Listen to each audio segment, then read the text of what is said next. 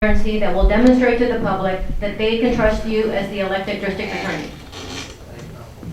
What we're doing is we're joining up with partnering with the federal government, with the U.S. Attorney's Office, with the FBI, with DEA, HSI, to come together and form, task forces. And you saw that task force in action a couple of weeks ago, where we had to make a move against the tax assessor collector.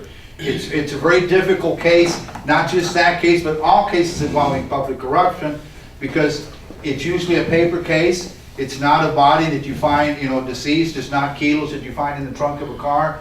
It's computer records, it's bank records, it's other information that's very difficult to get a hold of. It's a totally joint effort that we put together to show that it's transparent, to show that we care about fighting corruption, that corruption of any kind, anywhere, hurts everybody. It hurts the system, it costs the taxpayers money, and the public lose faith in the system. And when the public loses faith in the system, it hurts everybody. So we're out there fighting corruption. You're going to see more operations in the near future. But again, it's a joint task effort with myself, the U.S. Attorney's Office, the FBI, DEA, HSI, Texas Rangers, working together, helping each other, sharing resources, sharing information, and fighting corruption on a daily basis. Mr. Masso? Okay, well, I'm not currently the DA, but I can tell you that as an assistant DA, I have prosecuted crimes of public corruption.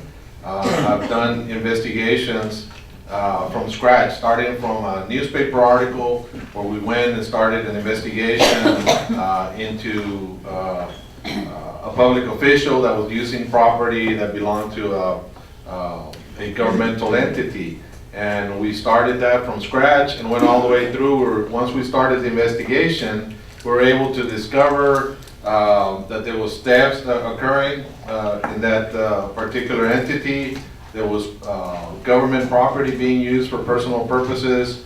And so we were able to charge this individual with several different crimes and was prosecuted.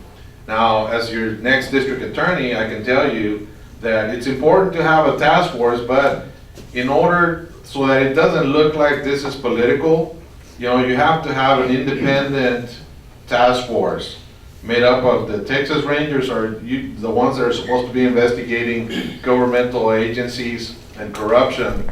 And so it needs to be headed by the Texas Rangers, and it doesn't hurt to have the assistance of the FBI and maybe some local law enforcement agencies.